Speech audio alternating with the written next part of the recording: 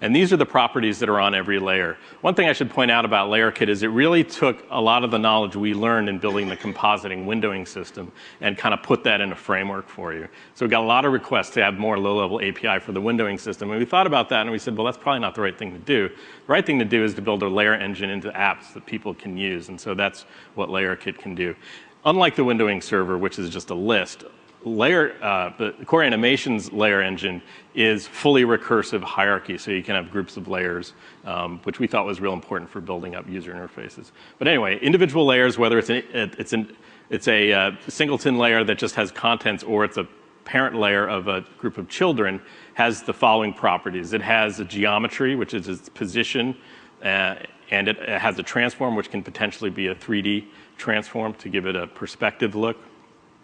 It has a background property, which is just what to fill. It can be obviously transparent if necessary. It has a contents property, which can either be the result of calling a draw self method or a prepare content method, or it can be just set as a property like an image or a piece of QuickTime. It can have a sublayers entry, again, very NSView-like. Sublayers are the children of the layer. You can have border, which can be rounded, of course. Then you can apply a filter to the contents of the layer. You can apply a shadow to a layer. In this case, it's red for illustration purposes. You can then fade the layers. Every layer has an opacity. You can composite the layer into a background through any core image filter that takes 2 in and 1 out. And then you can apply a mask to that. And so actually what LayerKit does, every frame of every animation, is transfer everything into the rendering engine, and the rendering engine builds a core image graph for it, every frame, and compiles it to the GPU and draws it. And so it's all built on top of core image, and that's why you see core image effects available as properties along the way. So there's the 2D graphics sessions.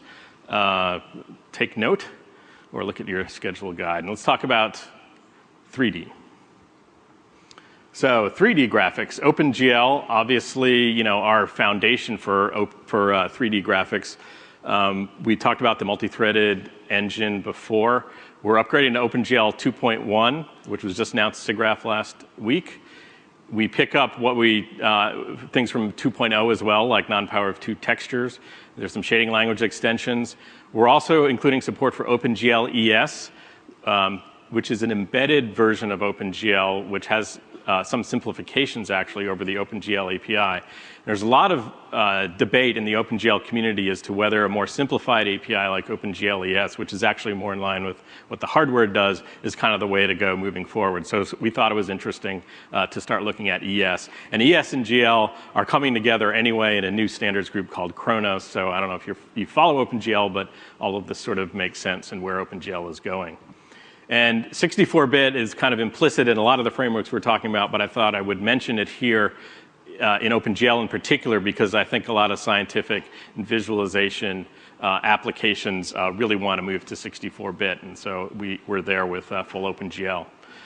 We have some improved software fallbacks and some improvements to our tools, including live shader editing in the OpenGL profiler. Now, OpenGL has been around for a while. And it started out in the days of CAD, maybe not quite the IBM PC, but I thought it was a funny image anyway. And it's really gone from CAD, wireframe, simple Garo shading, pretty sophisticated shading in recent years, shading in materials, and now it's starting to move beyond that into physics, particle systems, people doing particle systems on GPUs, people simulating natural phenomena on GPU for smoke and fire and rain. And so, with these new graphics processors, really, you think of the power that's inside of that GPU, able to do amazing things. And so what we wanted to do here was show you a technology demo. I'm going to invite Jeff Stahl up to the stage. The guys at ATI have put together an amazing demo. They've showed it a few times. We're going to show it here running on a Mac called Toy Shop. And Jeff's going to talk to you about that. Thanks, Peter.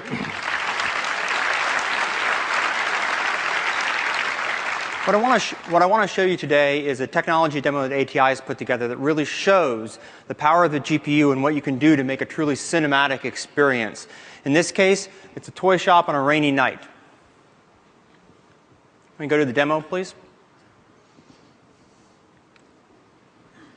So the demo starts off on the rooftop of the toy shop, and what one can immediately notice is the rain effects integrated into the scene, reacting with the objects in the scene. We see the puddle on the rooftop, and we can see that there are ripples created by the rain particles falling.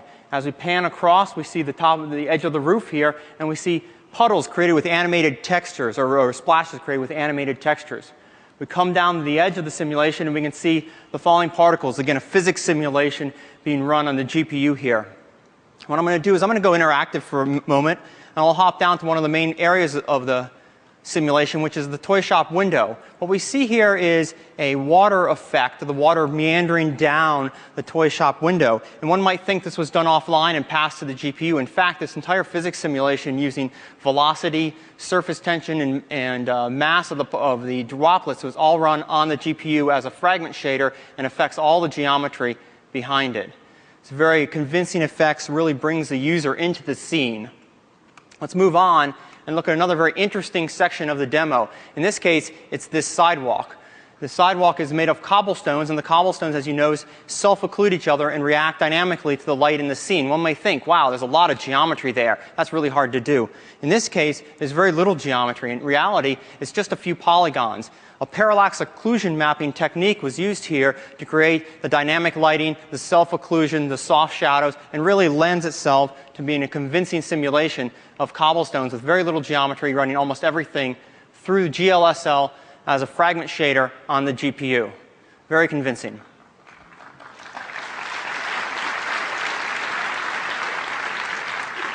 Let's look at what really the scene is composed of. Over 500,000 polygons per frame, 400 shaders, 20,000 particle effects, all run on the GPU. We bring up the wireframe, we can see as we pull back the scope of both what is run in geometry and what is on the fragment shaders. The road areas, for example, you can see are on fragment shaders.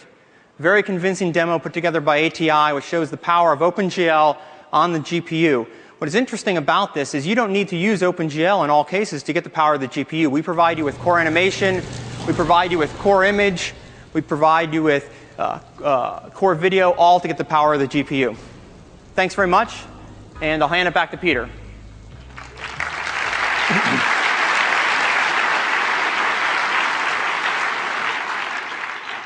Thanks a lot, Jeff. We got a bunch of sessions on 3D graphics.